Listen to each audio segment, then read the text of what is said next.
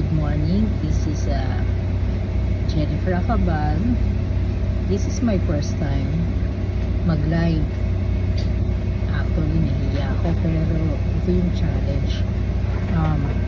Sumali ako sa 7 days challenge kasi at nag-enroll ako sa Successful Blueprint dahil sabi ko enough na yung yung may mga goals na gusto kong gawin sa buhay ko pero siguro dahil wala nga akong blueprint, wala akong GPS sa buhay ko, kailangan kong isulat. Since nag-aral ako actually dito itong December lang, almost last week of the month of December ako nag-enroll. So sabi ni MJ Flores na kailangan kong magsulat ng what is my goal, what is my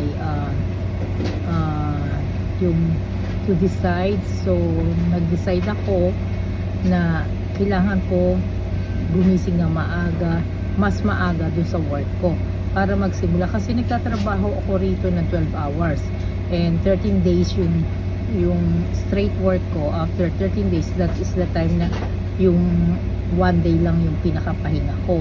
So kung sa time element super pagod pero kailangan may energy sabi nga ni Mr. Flores na kung wala kang goal, wala kang energy. Kung hindi maganda ang pagtulog mo sa gabi na hindi nakaplastar yung mga dapat mong gawin, siguradong tatamarin ka or pagod ka dahil wala kang wala kang goal. So every morning I wake up like 3 o'clock to 3:30 a.m. para mag-start, para mag-meditate. Yung pinaka-exercise ko is maglinis ng kitchen kasi wala na akong time para mag-exercise ng iba pa. So yun yung pinaka-exercise ko para maging productive. So every morning ginagawa ko yun.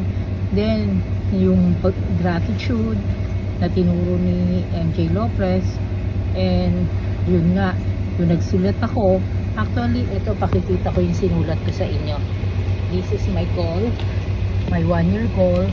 Ito yung mga sinulat ko na dapat kong gawin. Ito, bago pa lang pero ang pinaka goal ko is, dati ko pang gusto, sabi ko magkakaroon ako ng 10 apartment. Pero gaya nga na sabi ni MJ Lopez, kung walang date, hindi siya magmamaterialize. So ang ginawa ko, end of December of 2025, that is my goal, na magkaroon ako ng 10 apartments. So as of now, sinimulan ko kagad. Nakipag-usap kagad ako, nagpahanap ako sa anak ko ng lupa na pwede kong hulugan. At I'm lucky, ginawa ko yung action. So na-motivate ako na dapat i-continue ko na hindi yung puro plano na lang kasi ilang taon na ako nagpa-plano pero wala nangyayari.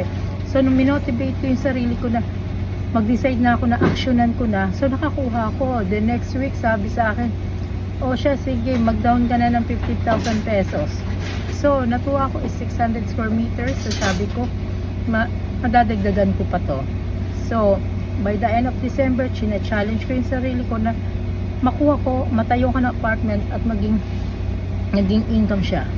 At hindi lang dito sa sa Pilipinas, kundi sa Amerika pa. So I hope everybody na the 7 days challenge is natin.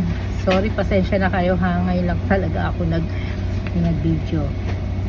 Thank you sa lahat.